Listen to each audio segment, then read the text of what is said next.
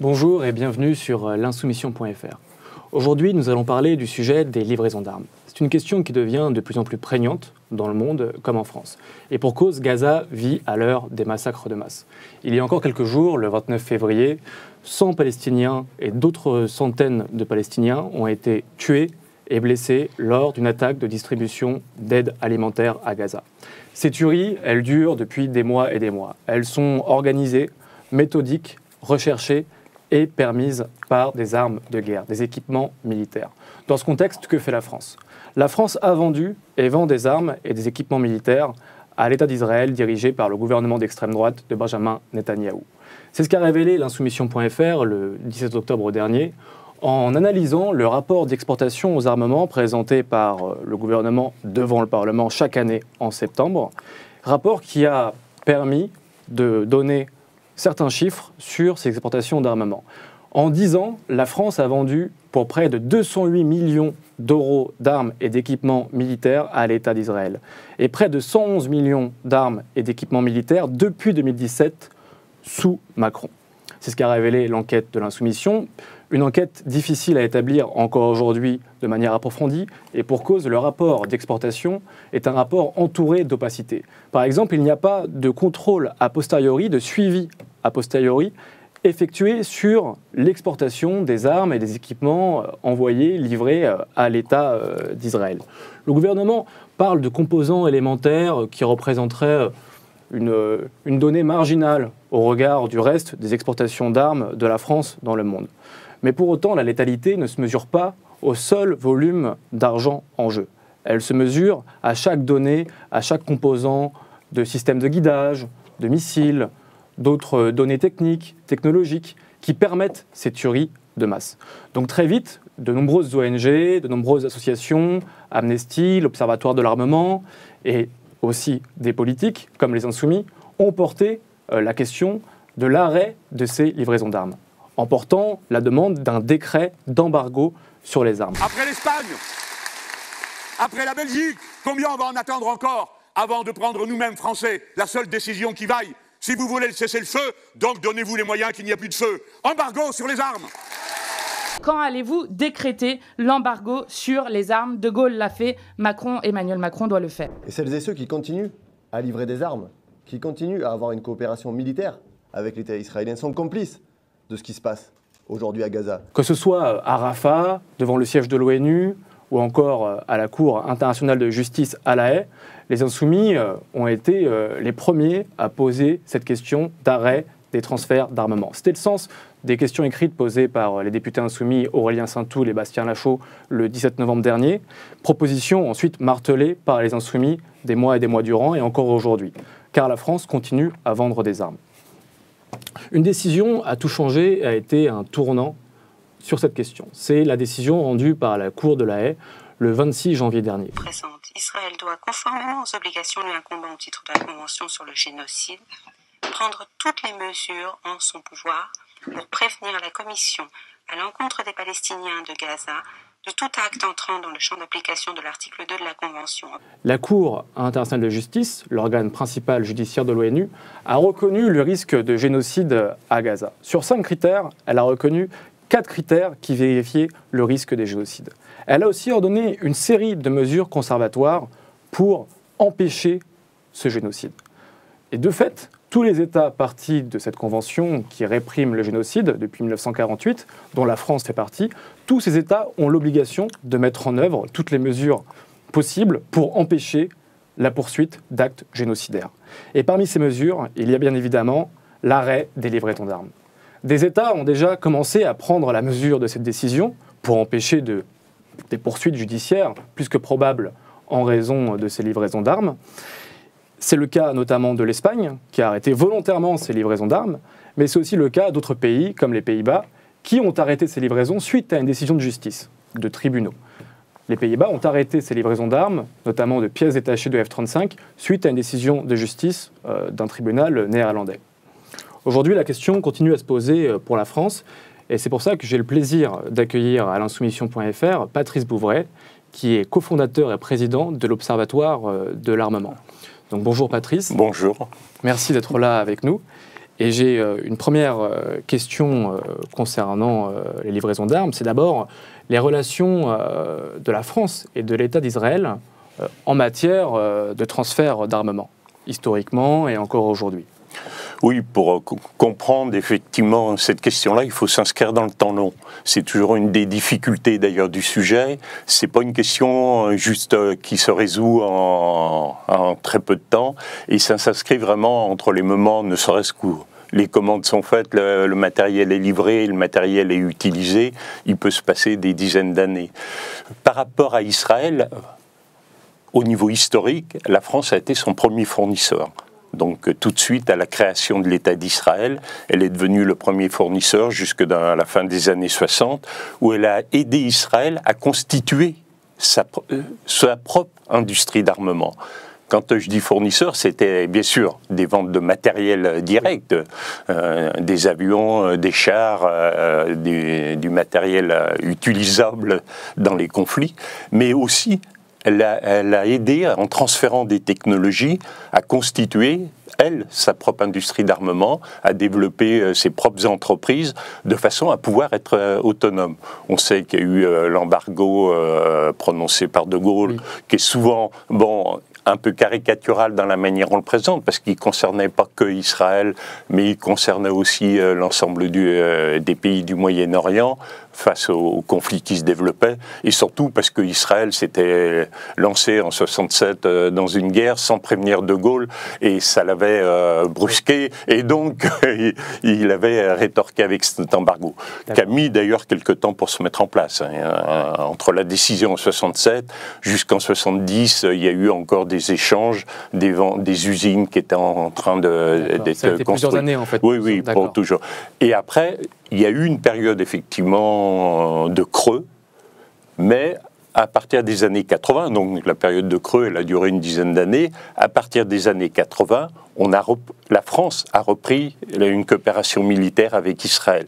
Alors d'un autre ordre, effectivement, parce qu'entre-temps, Israël s'était tourné vers les États-Unis, qui l'avaient aidé, avait développé des technologies qui lui sont propres au conflit qu'il mène donc contre les Palestiniens, des technologies à la fois de surveillance, de contrôle en zone urbaine, etc., spécifiques, du matériel spécifique notamment.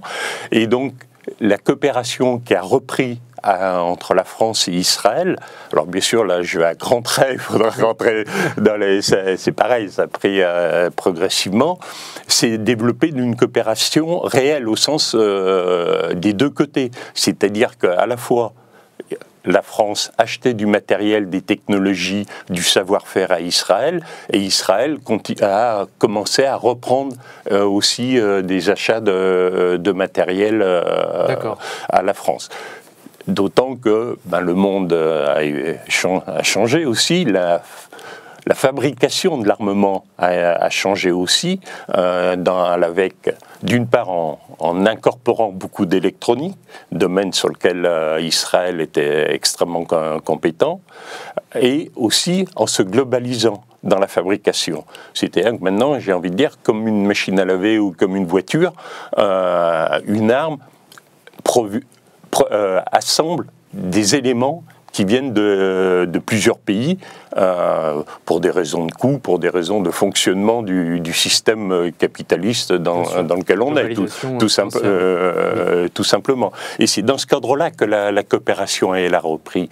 Mais autant on arrive à avoir quelques éléments sur les ventes que la France fait à Israël, on n'a aucun élément sur ce que la France achète à Israël comme technologie, comme savoir-faire. D'accord.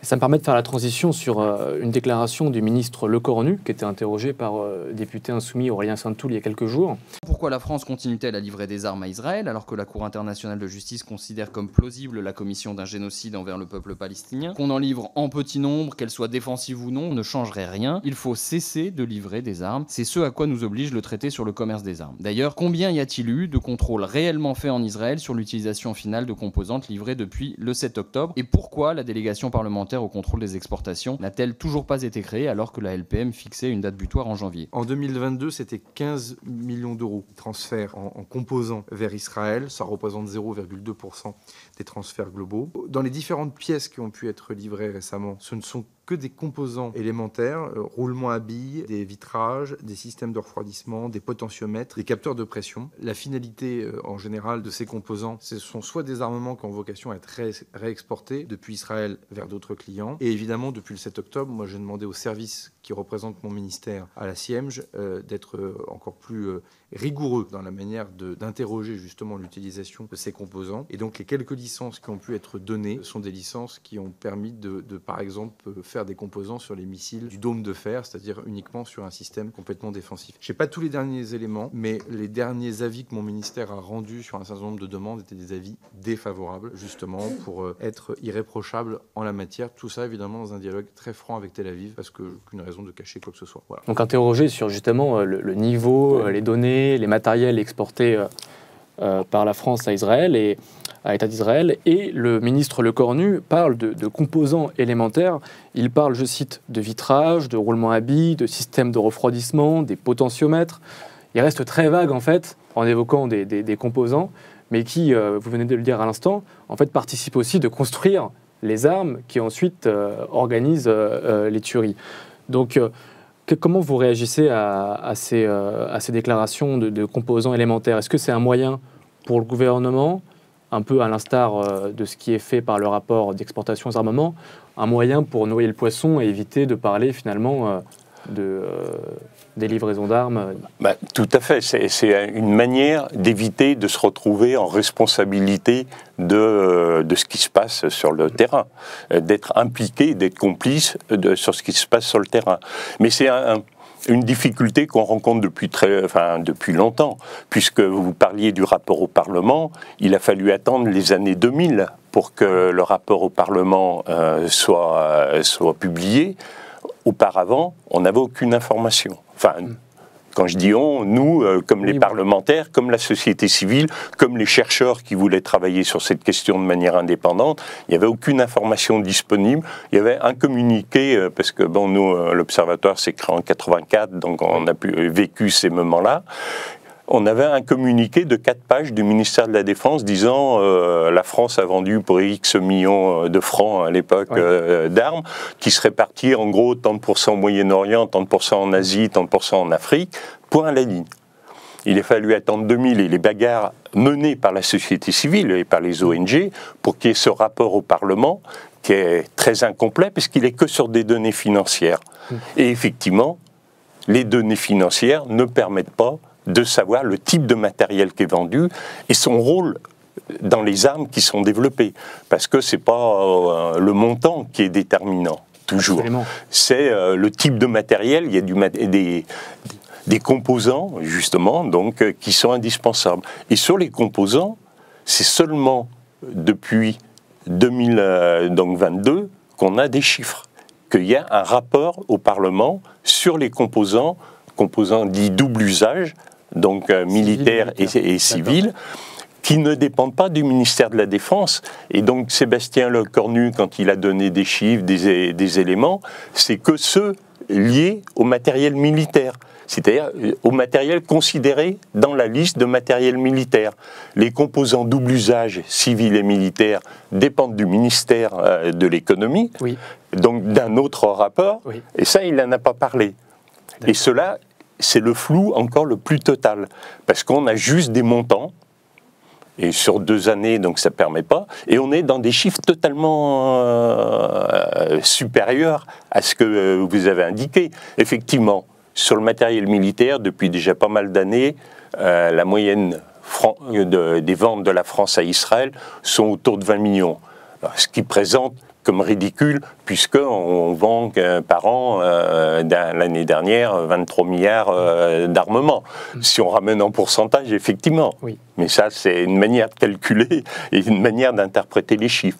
Sur les biens, les composants à double usage, en 2000, donc on n'a que les chiffres 2021 et 2022, on n'a pas encore ceux de 2023. En 2021, on était à 159 millions Donc on est loin des 20 millions, des 20 millions quand même. Oui.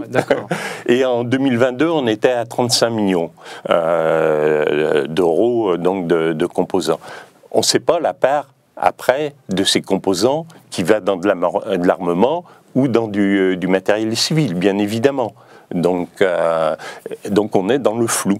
Alors que, et suivant les périodes justement, du matériel qui peut servir d'habitude à du matériel civil, mais en cas de besoin et de relance de la production parce qu'on a une consommation de matériel, on peut basculer des stocks d'un côté ou de l'autre aussi. Et ça, c'est impossible pour la représentation parlementaire comme pour la société civile, d'avoir des données, d'avoir des chiffres, et ça fait, je vous dis, voilà, on a commencé à se battre sur ces questions de transparence, nous, dans les années 80, et on n'en est qu'à ça.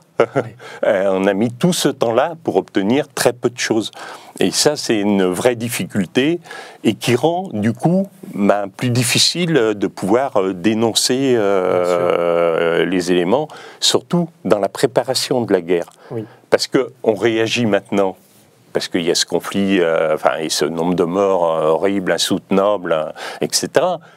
Mais par rapport au matériel militaire, c'est presque un peu trop tard, et quelque part. C'est dans le cadre de la préparation, c'est un travail de suivi qui doit être fait pour éviter qu'un pays puisse accumuler du matériel de manière importante pour pouvoir l'utiliser le jour où il le décide.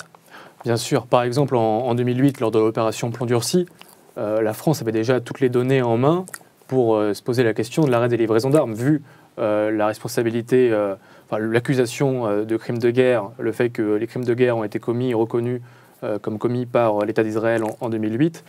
Finalement, ce que vous dites, et vous avez raison, c'est que des armes ont été vendues, elles ont été stockées, elles ont été préparées, et on n'a aucune information, en fait, de savoir... parmi ces armes, quels composants, quelles armes sont françaises, parce qu'elles ont été vendues, donc avant le 7 octobre, bien avant. Et par rapport au double usage, donc depuis 2022, effectivement, je me rappelle de l'enquête qu'on a fait à l'Insoumission, où on a regardé les différentes lignes du rapport, on pouvait lire matériel de conduite de tir, matériel d'alerte, d'avertissement connexe, matériel d'imagerie, de contre-mesure, et en fait... depuis quand le ministère de l'économie et des finances, donc il y a un rapport qui existe aussi, mais qui n'est pas présenté, qui n'est pas public, et qui prévoit donc des matériels exportés à double usage, mais là-dessus on n'a aucune idée en fait vraiment de quel matériel il s'agit. L'opacité reste totale autour de ce double usage, c'est ça ? Tout à fait. Si, le rapport est public depuis 2022. D'accord. Donc c'est un peu le résultat des campagnes qu'il y a eu contre l'armement de l'Arabie saoudite et des Émirats par rapport au conflit au Yémen, qui avait déjà suscité des réactions importantes et qui avait débouché sur la mise en place d'une mission d'information sur le contrôle des exportations d'armes et qui avait permis de déboucher sur la publication de ce rapport. Mais ce rapport, il est extrêmement imprécis. On a le matériel des composants est réparti en 10 catégories, mais dans des catégories extrêmement larges, dans lesquelles on ne sait pas ce qu'il y a dedans. Il y a notamment une catégorie qui est surprenante, qui est une catégorie de matériel nucléaire, dans lequel la France a exporté à Israël, alors que d'un point de vue, compte tenu de ses engagements, notamment sur le traité de non-prolifération, et qu'Israël est une puissance nucléaire, on ne devrait pas livrer des composants. Alors on ne sait pas à quoi ils servent, mais ils servent pour l'industrie nucléaire d'Israël. Donc, même civil, théoriquement, on ne devrait pas, dans le cadre du TNP, dans la mesure où Israël ne fait pas partie du traité de non-prolifération. Donc, par exemple, mais voilà, on a cette ligne-là, mais ça suffit. Alors on interpelle, mais ça suffit pas pour permettre de faire bouger justement les lignes, pour le coup, sur ces questions-là, pour les réduire, bien évidemment. Et ça permet de faire la transition donc, sur ces données, l'opacité, on le sait qu'elle existe pour justement éviter des poursuites contre la France, contre le gouvernement. Et donc, finalement, il y a une volonté presque affichée, on peut le dire, de cacher sous le tapis ces données pour éviter d'être rendu responsable et d'avoir des poursuites contre le gouvernement pour avoir participé par l'envoi de ses composants à des opérations à portée génocidaire. Mais donc au niveau des traités auxquels la France est partie, je crois qu'il y en a 3 principaux qui sont concernés qui concernent directement les livraisons d'armes. Il y a le traité sur le commerce des armes que la France a ratifié en 2014 et je crois que son article 6 justement prescrit une chose très simple qui est que un État ne doit pas exporter d'armement s'il y a le moindre risque de l'utilisation de cet armement ou de cet équipement contre les populations civiles ou en violation de la Convention de Genève, auquel la France est évidemment aussi partie. Et là-dessus, ma question, c'est que risque la France si, après enquête, si découverte par exemple de plusieurs composants sur le terrain, sur le champ de bataille, qui prouvent que des armements français ont bien été utilisés par l'État d'Israël dans ses actes génocidaires, à quoi s'expose la France en violation de ses obligations du droit international? J'ai envie de dire pas grand-chose. Donc il y a le traité sur le commerce des armes dont les 2 pays, la France et Israël, sont signataires, mais qui met en place qui demande aux États de s'autocontrôler. Donc voilà, évidemment que des États ne vont pas se flageller en donnant des preuves.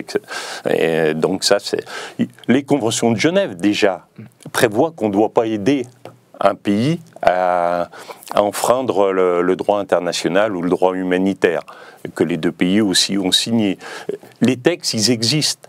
Ils ont été obtenus, la Convention de Genève, c'est suite à la guerre, mais le traité sur le commerce des armes, c'est là encore comme le début de transparence, c'est suite aux campagnes des ONG pendant plus d'une dizaine d'années pour obtenir ce traité, mais qui est complètement insatisfaisant, parce qu'il ne prévoit pas, il faudrait qu'il y ait une instance autonome, donc dépendant des Nations Unies, mais pas qui ne soient pas les États en eux-mêmes, qui soient chargés de vérifier la manière dont chaque État applique les critères du traité sur le commerce des armes.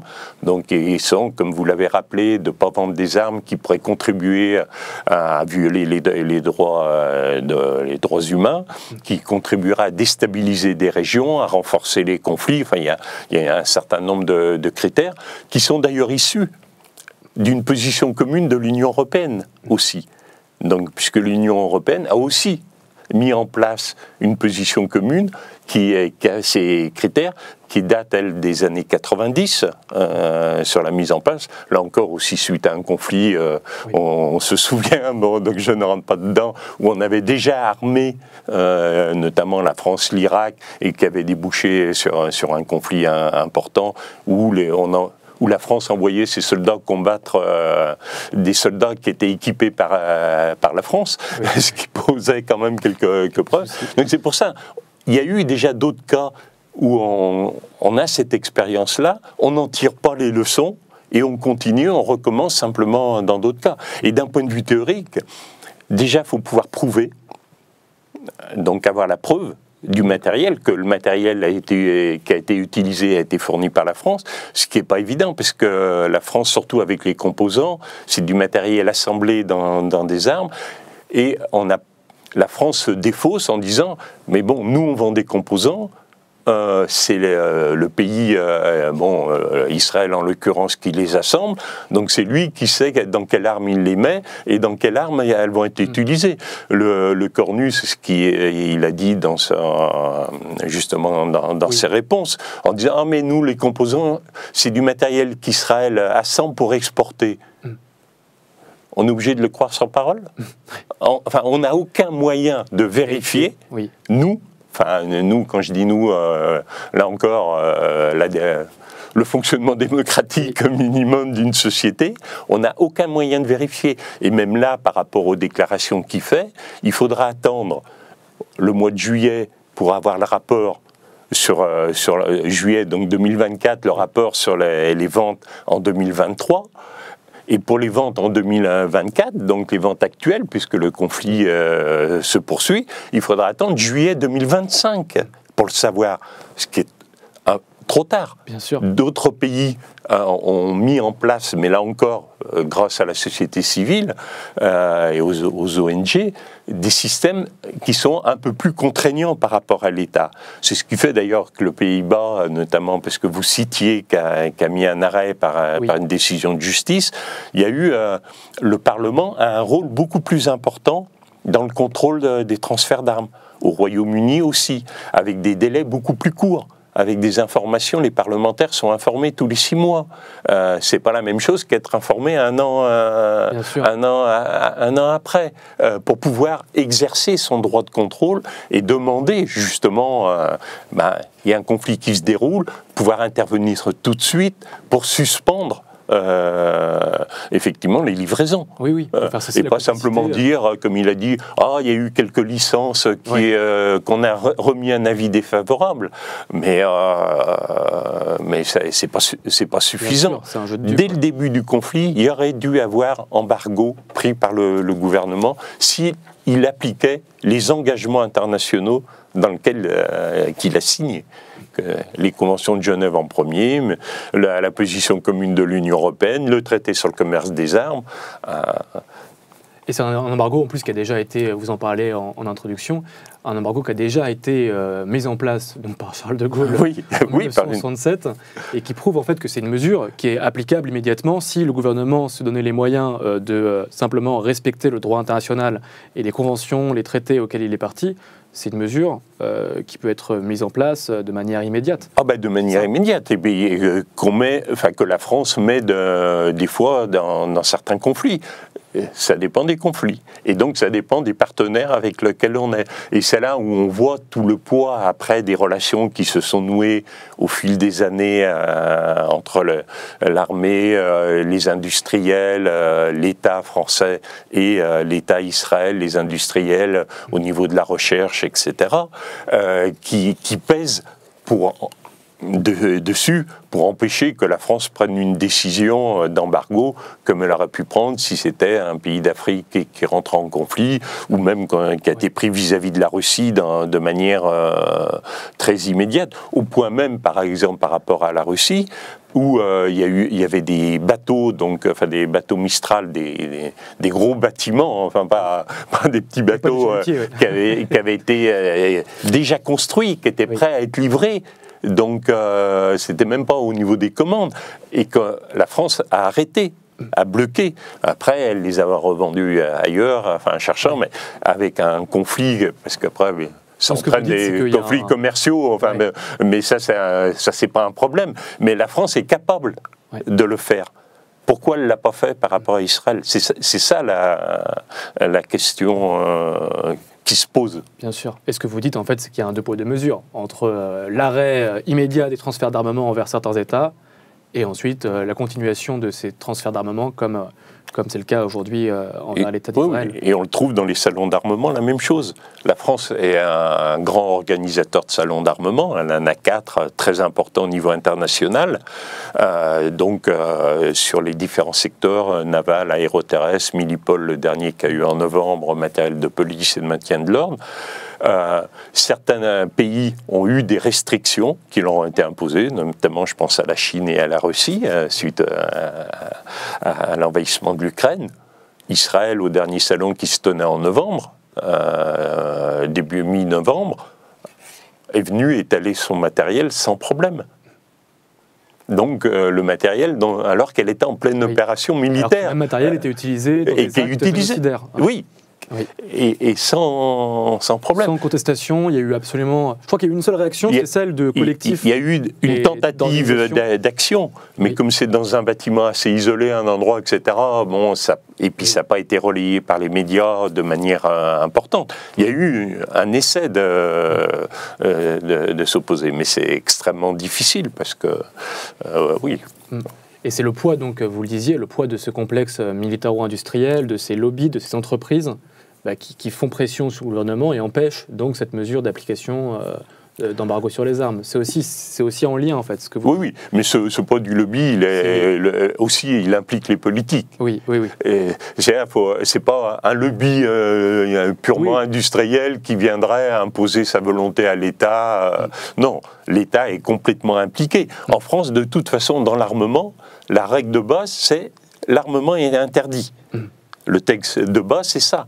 Sauf autorisation, y compris pour les entreprises, pour pouvoir fabriquer de l'armement, elles ont besoin d'une autorisation de l'État, elles ont un contrôle de l'État en permanence. C'est une imbrication, bien évidemment, entre l'État, les industriels, qui conduit à cette situation. D'accord. Et c'est aussi ce qui explique la différence dans le rapport entre les autorisations d'exportation, c'est ça, et après le matériel livré. Il y a parfois une différence. Je crois que la France a autorisé 357 millions d'euros d'autorisation d'export depuis 2017. Et il y a toujours un différentiel entre l'autorisation d'export et le matériel livré. Oui, au niveau des chiffres donnés et qui permettent de se comparer, y compris au niveau international, c'est ce qu'on appelle les licences. Et en fait, les licences, c'est une autorisation qui est donnée à l'industriel de négocier. En gros, ça correspond aux appels d'offres qu'un pays lance pour acheter du matériel. Donc c'est des montants toujours très importants, parce qu'ils couvrent plein de choses, à la fois effectivement le matériel proprement dit, mais de la maintenance, de la formation, des transferts de savoir-faire. Donc c'est des montants extrêmement importants. Par an, oui, c'est 300 millions d'euros. Et après, il y a la prise de commande. On a 3 chiffres, en fait. On a ces licences, on a la prise de commande, donc c'est là où un contrat est signé. Donc c'est là où on est sur 20 millions de moyenne. Et après, on a les livraisons, parce qu'entre la commande et la livraison, il peut s'étaler plusieurs années. D'accord. Voilà. Et je voudrais revenir avec vous sur la décision de la Cour internationale de justice, donc rendue le 26 janvier à La Haye. Donc cette Cour, c'est l'organe principal judiciaire de l'ONU. Elle a ordonné une série de mesures conservatoires pour faire cesser les actes génocidaires, vu qu'elle a reconnu ce risque de génocide. Plus d'un mois après, on constate que finalement ce risque s'est réalisé jour après jour.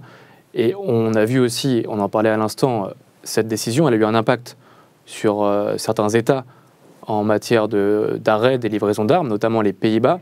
Est-ce qu'il y a d'autres exemples d'États qui soient sous décision de justice ou encore par leur Parlement amorcent aujourd'hui un arrêt ou ont décrété directement un arrêt des livraisons d'armes vers l'État d'Israël? Non, pas vraiment. Il y a pour le moment les États-Unis qui auraient envoyé une lettre demandant à ce qu'on n'utilise pas ces armements, voilà, mais ça reste et demandant des comptes à Israël sur l'armement américain qu'il a utilisé. Mais là, ça reste des discours, enfin de l'ordre du discours. On n'a pas vraiment d'autres actes judiciaires conduisant à l'arrêt des exportations. Alors c'est vrai qu'après il faut... Israël a quand même, malgré tout, développé une industrie d'armement de manière extrêmement importante par rapport à ses propres besoins. Et même par rapport à l'exportation, parce qu'il exporte beaucoup. Il n'y a pas tant de pays que ça dans lequel il achète du matériel militaire. En Europe, c'est surtout des ventes qui réalise. Alors, dans le cadre des ventes, bien sûr, il y a des échanges, c'est-à-dire qu'effectivement, une partie de la production est faite, donc il y a dans l'autre pays, enfin, il y a des échanges de composants, etc. Mais c'est globalement... C'est surtout vis-à-vis des États-Unis qu'il faudrait pour que c'est du poids. Bien sûr. Par rapport au conflit et par rapport au massacre qui est commis, il faudrait que ce soit les États-Unis qui bloquent les tonnes de munitions qu'ils ont transférées. C'est combien environ en termes de volume d'argent, de volume matériel, vous avez dit? Là, je n'irai pas les chiffres, mais c'est des sommes extrêmement importantes de l'aide américaine au niveau militaire à Israël. Et là, là, c'est même pas en chiffres, c'est en termes de quantité, quoi, de tonnes de munitions qui sont transférées. Israël pouvant se servir aussi dans les stocks prépositionnés qu'avait l'armée américaine sur son sol, mais qui n'étaient pas liés au conflit par rapport à la Palestine, qui étaient liés pour un éventuel conflit avec les pays arabes, notamment. Mais là, il peut se servir dedans. Là, j'aurais pas des données précises. Mais c'est des choses dont dont les Israéliens sont bien conscients, parce qu'il y a très peu de temps, justement, une déclaration du ministre de la Défense israélien disant qu'il faut qu'on se débrouille pour être le plus autonome possible. Alors, j'ai plus les mots exacts, de façon à ne pas subir des pressions par les fournisseurs. Mais c'est vrai que ça s'adressait surtout aux États-Unis. Oui. Et puis les pressions restent faibles en l'état, dans la mesure où il y a quand même un décalage, vous l'avez dit, qui est incroyable entre la déclaration d'intention, où par exemple on peut entendre Joe Biden parler d'un éventuel cessez-le-feu en quelques minutes, et dans le même temps, on apprend, je crois que c'était il y a quelques semaines, le Wall Street Journal qui révèle que les livraisons d'armes américaines, nord-américaines, continuent envers l'État d'Israël. Donc il y a encore une fois un double jeu, quoi, deux poids, deux mesures. Et c'est surtout le matériel livré par les États-Unis qui est fondamental pour Israël par rapport, par exemple, à ce que livre la France. Israël pourrait le faire. Alors ça prendra un peu de temps parce qu'effectivement, comme elle préfère les acheter parce que ça lui coûte moins cher, et surtout ça lui permet de créer des liens avec le pays. Mais c'est pas le matériel qui est vendu par la France à Israël, c'est pas du matériel qu'Israël ne serait pas en capacité de produire elle-même. Alors bien sûr, dans un délai de conflit, on n'a pas le temps de mettre en place les chaînes de fabrication comme ça en 5 minutes. Mais c'est pour mesurer, c'est vraiment, si Israël achète du matériel ou en vend, c'est aussi pour créer des relations. Oui, des relations avec ces États, pour les gêner aussi aux entournures dans les condamnations qu'ils pourraient faire de l'usage qu'ils ont fait et du comportement d'Israël. Il faut aussi et ça fonctionne. Bien le mesurer. Et c'est important. Ça fonctionne et c'est important. Ouais.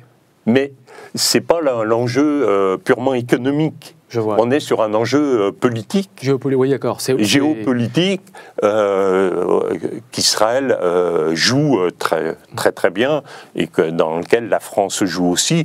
Et elle pourrait arrêter. Et c'est vrai que 20 millions, c'est pas ça qui mettra en péril l'industrie militaire française.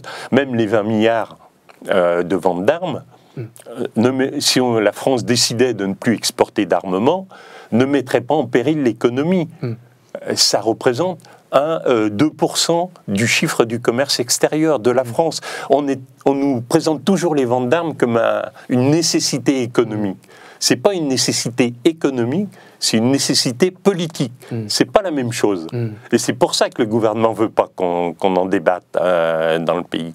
2%, on exporte plus d'alcool et de vin que de matériel militaire. Alors bien sûr, ça ne crée pas les mêmes relations. C'est pas les mêmes conséquences. Mais c'est bien là où on n'en débat jamais sous cet angle-là. Et là, on est au cœur du politique, justement. Et c'est pour ça qu'il bloque la proposition de délégation de parlementaires qui était prévue par la loi de programmation militaire, je crois, pour ce mois de janvier, qui n'a toujours pas été mis en place, précisément pour conserver en fait l'opacité, l'écran de fumée qui entoure ces livraisons d'armes. Oui, pour maîtriser et éviter qu'il y ait un débat qui puisse s'installer, qu'il y ait un tiers qui rentre. Pour qu'il y ait un débat, il faut qu'il y ait plusieurs personnes. Pour le moment, sur les exportations d'armes, c'est uniquement à l'intérieur de l'État et avec les industriels, effectivement, puisque c'est les fournisseurs, avec l'industrie de défense, mais il n'y a pas un tiers extérieur qui vient créer le débat, parce qu'effectivement, les industriels, eux, ils en veulent toujours plus. Enfin, il n'y a pas de débat possible, c'est juste un débat technique, c'est pas un débat politique. Il faudrait que les parlementaires puissent avoir ce rôle-là. C'est ce qui est demandé depuis des années par de nombreuses ONG, et qui était en partie prévu sur au minimum un contrôle a posteriori, c'est-à-dire une fois vendu, mais qui serait un début un début de débat pour qu'il y ait un débat entre le gouvernement et la représentation parlementaire. Et cette commission n'a toujours pas été mise en place, on ne sait pas quand elle va être mise en place. Alors là encore, le cornus défausse en disant « Ah mais c'est au président de l'Assemblée nationale et du Sénat de se mettre d'accord pour la mettre en place. » Bien sûr. Oui. Mais on sait quand même la manière dont fonctionne l'Assemblée nationale et le Sénat, et le rôle prépondérant du gouvernement pour empêcher, pour freiner, on le sait. Oui, c'est pour noyer le poisson, évidemment. Oui. Et je reviens sur un terme que vous avez utilisé qui est très intéressant, c'est celui de l'imbrication. C'est que les États vendent des armes, notamment les États-Unis, la France, donc à l'État d'Israël, et il y a une imbrication qui se crée du coup entre l'État d'Israël et ces États, et qui de fait freine les déclarations, les pressions politiques possibles de ces États vers Benjamin Netanyahou. Donc en fait, la lenteur, l'inaction aussi du gouvernement français dans le conflit à Gaza, le fait qu'il a fallu attendre des mois, 5 mois, pour que enfin, c'était hier, pour que enfin le gouvernement condamne fermement les opérations militaires de l'État d'Israël à Gaza. Les bilans humains et la situation humanitaire dans les bandes de Gaza sont intolérables et les opérations israéliennes doivent cesser. Un cap supplémentaire a été franchi jeudi dernier lorsque des civils palestiniens ont été pris pour cible par des soldats israéliens au cours d'une distribution d'aide. Nous exprimons notre plus ferme réprobation envers ces tirs israéliens et demandons la vérité, la justice et le respect du droit international. Nous soutenons la demande d'ouverture d'une enquête indépendante formulée par le secrétaire général des Nations Unies. Nous demandons des explications au gouvernement israélien sur ces actes d'une très grande gravité. Le fait qu'il ait fallu attendre 5 mois, et qu'en 5 mois, toutes les voix qui ont porté le cessez-le-feu ont été injuriées, notamment celle des Insoumis, à commencer par Jean-Luc Mélenchon. Tout cela, en fait, c'est aussi expliqué par l'imbrication que vous avez présentée, le fait que, vu que le gouvernement vend des armes à l'État d'Israël, eh bien, il sait qu'il y a une pression possible de ce gouvernement sur la France, en raison de l'imbrication économique, industrielle, politique entre eux. Oui, tout à fait. Et une imbrication qui ne se limite pas aux militaires au sens strict du terme, puisque maintenant, les frontières entre ce qui est l'intérieur et l'extérieur du territoire, le militaire et le sécuritaire, sont effectivement extrêmement floues par rapport à ce qu'elles ont pu être. Et donc, il y a aussi une coopération au niveau sécuritaire entre les deux pays. Et notamment, la France prépare les JO avec une crainte énorme sur le plan de la sécurité. Il y a des discussions avec des entreprises israéliennes de sécurité qui sont aussi en cours. Donc, cette imbrication, elle est extrêmement large. Ouais, ça va bien plus loin que les seules livraisons d'armes. Oui, que les seules livraisons d'armes au sens strict du terme, c'est-à-dire un fusil, un char, un avion. C'est des renseignements, de la formation peut-être aussi. Voilà, c'est du renseignement, de la formation, du maintien aussi en conditions opérationnelles pour que ça fonctionne, mais c'est aussi au niveau sécuritaire entre les services de police par rapport à la lutte dite antiterroriste, parce que là encore il faudrait définir les mots de ce qu'on met, mais c'est le langage utilisé, dans lequel il y a aussi des relations importantes qui sont encore plus opaques. D'accord. Que sur le militaire. Sur le matériel, on a au moins des chiffres. Sur la coopération de la lutte antiterroriste, pour reprendre ce terme-là, on n'a rien. Entre les services de renseignement, on n'a rien. Mais on sait qu'elle existe et qu'elle pèse aussi. Par exemple, là, en l'occurrence, pour les Jeux Olympiques, c'est bien que les services continuent de coopérer, qu'il n'y a pas du chantage qui soit fait. Aussi, ça renforce cette imbrication. Elle est multiple. Je comprends. Et on arrive vers la fin de l'entretien. J'ai encore quelques questions, notamment sur la résistance, les actions collectives organisées contre les livraisons d'armes pour exiger leur arrêt. Donc, J'ai cité bien sûr le combat mené par les Insoumis depuis le début du conflit pour exiger le décret d'embargo sur les armes, donc proposition rappelée par Jean-Luc Mélenchon depuis le début du conflit. Et il y a aussi l'action de collectifs, donc d'associations, d'ONG. Il y a Amnesty International qui a sommé Macron de cesser toute livraison d'armes. Il y a aussi l'action de l'Observatoire de l'armement et l'action de collectifs tels que Stopping Arming Israel. Pardonnez-moi pour mon anglais, mais je crois que c'est le nom exact du collectif où d'ailleurs on s'est rencontrés lors d'une réunion d'information sur les livraisons d'armes. Et est-ce que vous avez... on sait qu'il y a des exemples connus de travailleurs, notamment des dockers, qui se sont mis en obstacle à ces livraisons d'armes et qui ont dit non parce qu'ils ont refusé de se rendre aussi finalement complices à leur échelle dans ces livraisons qui participent à des actes génocidaires. Quiconque ne fait rien ou quiconque laisse faire ce qui rend possible ce massacre est soi-même un criminel de guerre. Tous ceux qui embarquent des armes pour aller massacrer sont des criminels de guerre. Ceux qui le décident sont des criminels de guerre, ou au moins ils sont complices. J'adjure les travailleurs, dans les ports et sur les bateaux, de ne pas transporter les armes qui partent au service de M. Netanyahou.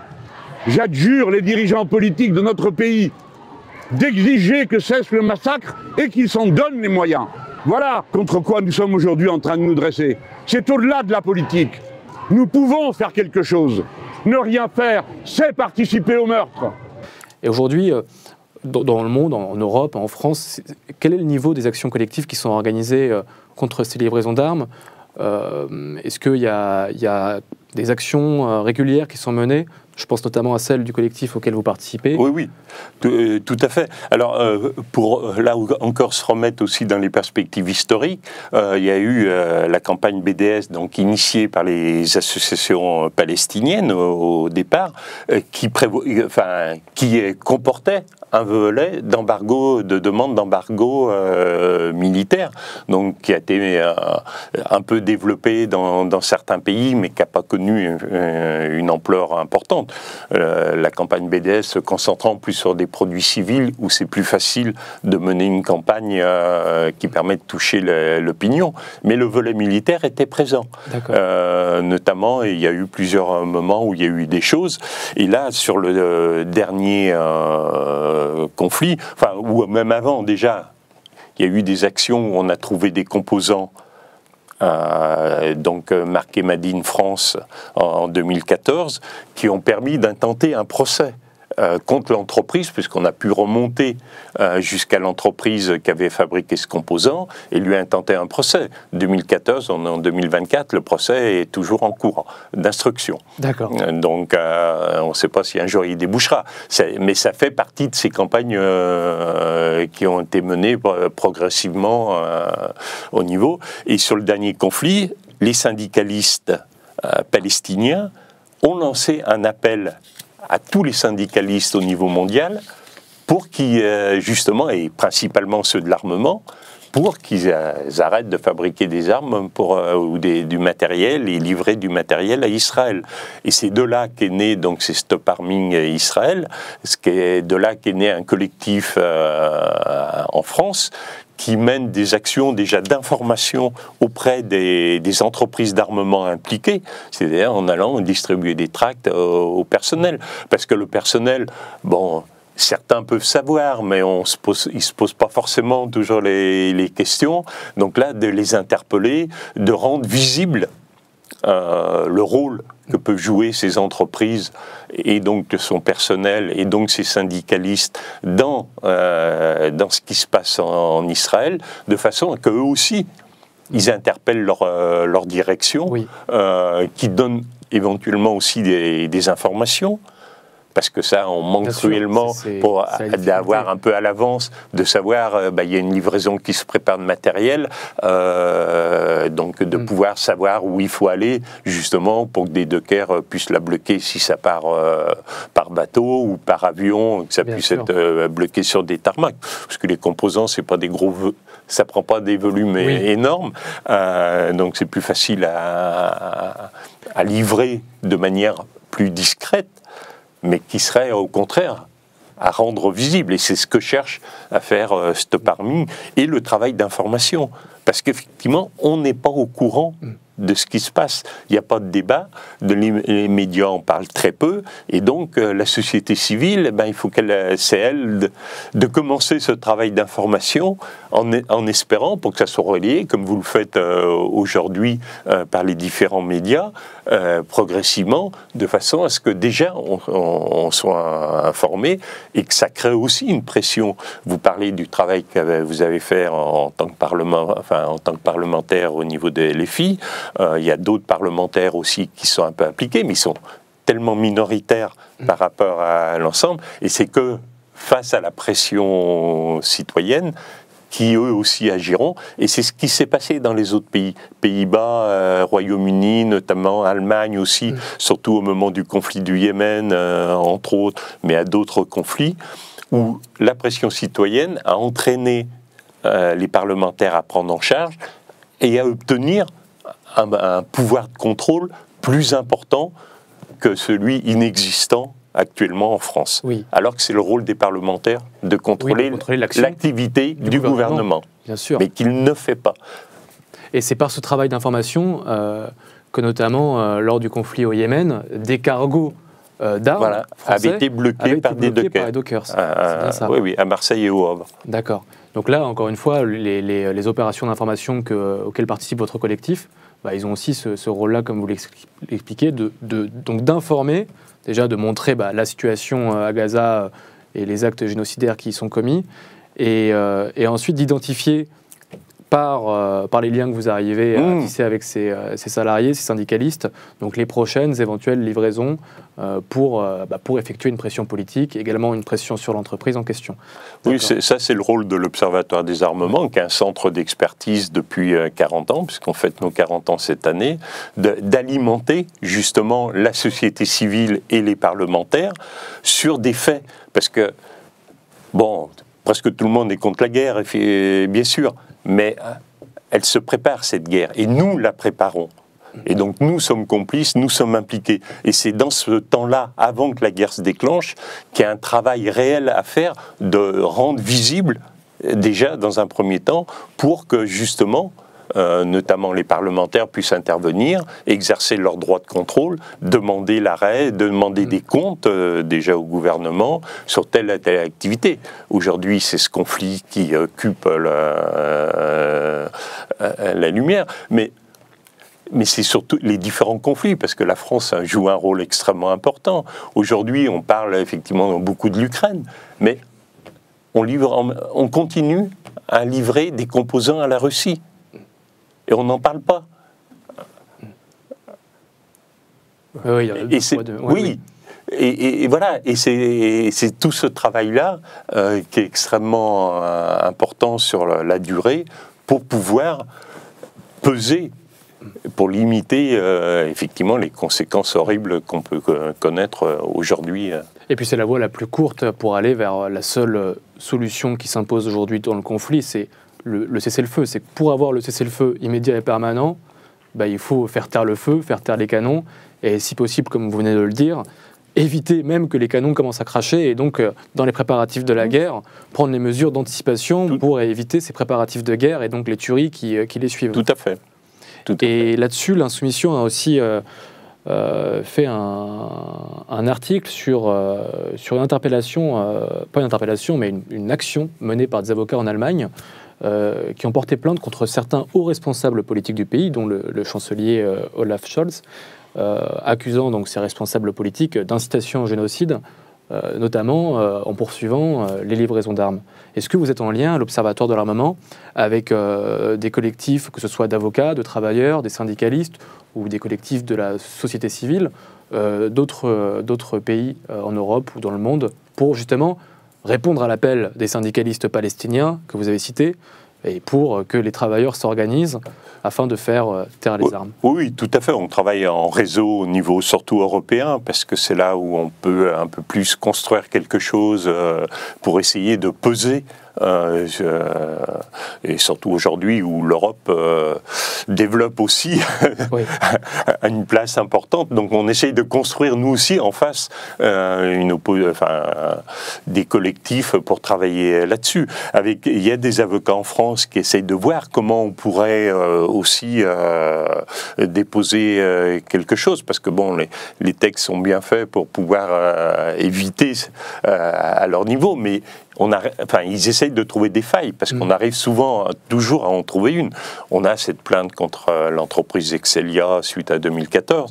Il y en a d'autres qui se préparent et sur lesquelles on espère qu'un jour elles aboutiront. Mais là encore, c'est toujours une question de rapport de force et d'importance de la mobilisation. La justice, elle va trancher. S'il y a un rapport de force qui s'installe, elle tranchera.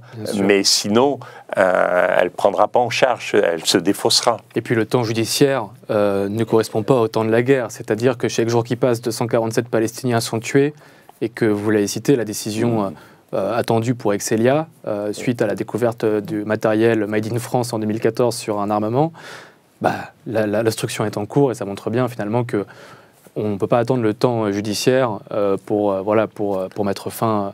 Non, ce conflit-là. Voilà. Mais ce conflit-là, malheureusement, il y en a d'autres, il y en aura d'autres, ça ne sera pas le dernier. Et donc, il faut bien aussi... Le prendre en compte, oui. Oui, prendre en compte, et c'est important pour essayer d'éviter qu'il y en ait d'autres après. Oui. Parce qu'on sait que les guerres préparent les guerres par différents processus. Bon, là, c'est pas le d'en débattre. Mais justement, même si on est, au début, je disais que c'était un peu trop tard quand on intervient, bien sûr, c'est un peu trop tard par rapport au conflit en cours. Mais c'est pas trop tard par rapport à l'avenir, parce que si on peut arriver à réduire la préparation des prochains conflits, justement, on évite des massacres. Ouais. On évite des massacres, on évite les prochains massacres. Ce qui aurait été possible dès 2008, en fait, avec l'opération Condurci. Ah bien sûr, on aurait dû. Il y avait eu d'ailleurs un tribunal Russell sur la Palestine qui avait été mis en place et dans lequel justement l'Europe et les pays de l'Union européenne avaient été interpellés sur la question des livraisons d'armes. Parce que nous, on y a participé, ils nous avaient demandé d'être justement à ce rôle-là. Mais ça, voilà, il était porté par des gens comme Stéphane Hessel, enfin comme des personnes qui avaient un peu de l'aura au niveau de l'opinion. Oui. Et donc ça a permis à un moment donné d'en parler. Mais après, ça n'a pas entraîné une réaction du gouvernement. Parce que là, il faut être dans le suivi et dans le travail constant, ce qu'on a un peu de mal au niveau de l'ensemble des organisations, d'avoir ce travail constant sur ce sujet, quoi. Et j'ai une dernière question concernant l'Union européenne. Il y a quelques semaines, Joseph Borrell, le chef de la mission des affaires étrangères en Union européenne, a déclaré que beaucoup de personnalités, de responsables politiques se rendaient à Tel Aviv, mais qu'il ferait mieux, je cite, d'arrêter leur livraison d'armes. Bon, c'est une déclaration qui intervient 4 mois après le début du conflit, et après, du coup c'était quelques semaines, donc c'était après 25 000 tués palestiniens. Maintenant, on apprend que le commissaire aux industries de la défense européen, Thierry Breton, prépare une économie de guerre, et donc avec des systèmes de fonds européens pour alimenter cette industrie de la défense. En fait, il n'y a pas de ligne aujourd'hui qui existe au niveau de l'Union européenne sur les livraisons d'armes. D'un côté, on a une déclaration de Joseph Borrell qui intervient très tardivement, elle existe. De l'autre, on a un commissaire européen qui prépare une économie de guerre sur un autre conflit, du coup, le conflit en Ukraine. Et donc, il y a une préparation de la guerre avec une coopération directe avec les Nord-Américains. Est-ce que vous pouvez nous en dire plus sur ce que fait l'Union européenne par rapport à ces livraisons d'armes? D'un point de vue théorique, l'Union européenne a une ligne très très claire. Et il y a une position commune de l'Union européenne sur les exportations d'armement. Donc, qui a été adoptée à partir des années 90, qui est devenue vraiment position commune en 2008. Donc, c'est-à-dire normalement avec un caractère politiquement contraignant, pas juridiquement parce qu'il n'y a pas d'instance pour les juger, qui aurait dû conduire immédiatement dès le déclenchement du conflit, dès le 7 février... 7 octobre. 7 octobre, excusez-moi. Le 7 octobre, à ce que tous les pays de l'Union européenne suspendent leur coopération militaire avec Israël. Leurs exportations, leurs livraisons ou leur achat de matériel aussi, parce qu'en Union européenne, beaucoup de pays achètent beaucoup de matériel militaire. Ça aurait dû être immédiat. Le texte existe, il suffisait de le mettre en œuvre, mais c'est au niveau politique. Donc c'est les hauts politiques qui auraient dû le mettre en œuvre. Et ça n'a pas été fait par aucun des pays de manière immédiate, bien évidemment.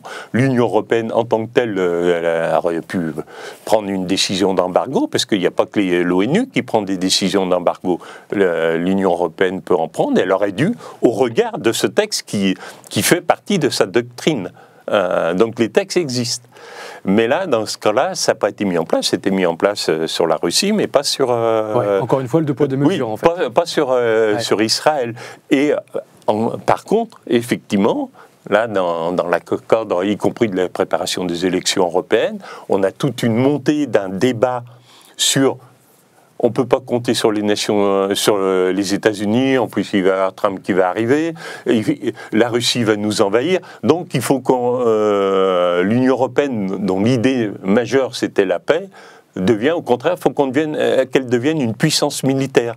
Et donc, elle constitue une base industrielle de défense au niveau européen. Il y a déjà des entreprises qui ont commencé à le faire.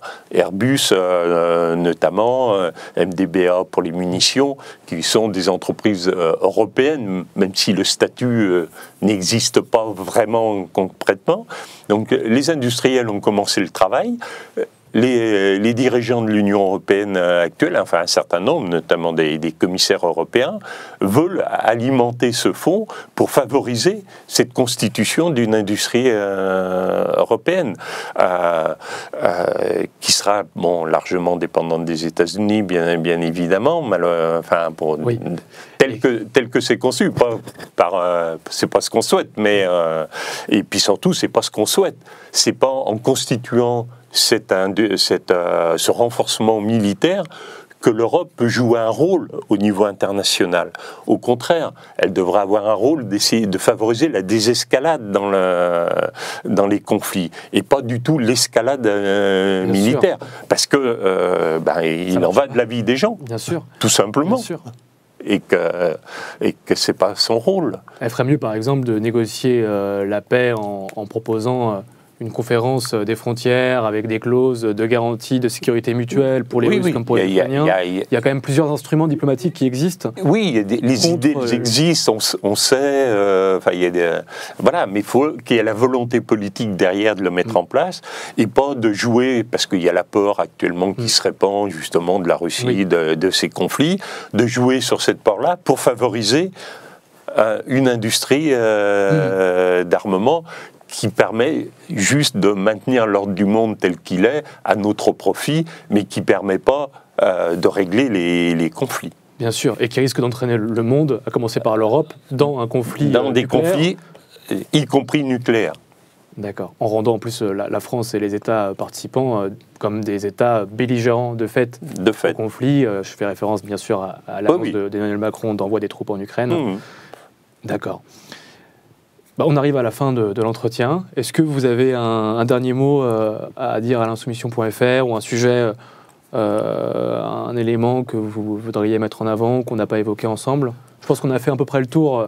Oui, on a évoqué beaucoup, mais là où je veux toujours insister, c'est vraiment d'être dans le temps long et dans une préparation, dans un travail régulier par rapport à ces questions, ce qu'on dit à tous nos interlocuteurs, parce qu'ils jouent là-dessus. C'est vrai qu'on est dans le temps de l'émotion quand il y a un conflit, et donc là on veut bouger, etc. Mais c'est pas là que se jouent seulement les choses. Il faut cette solidarité, cette émotion, elle est extrêmement importante. Mais il faut être dans le temps long de ce qui se prépare, de pouvoir essayer de dévier justement ces préparations vers la guerre vers d'autres directions qui permettent d'un vivre ensemble. Mais ça s'inscrit vraiment dans le temps long. Et les États, ils sont dans le temps long. Les propositions de l'Europe par rapport à un réarmement, on sait que c'est pour dans 20, 30 ans.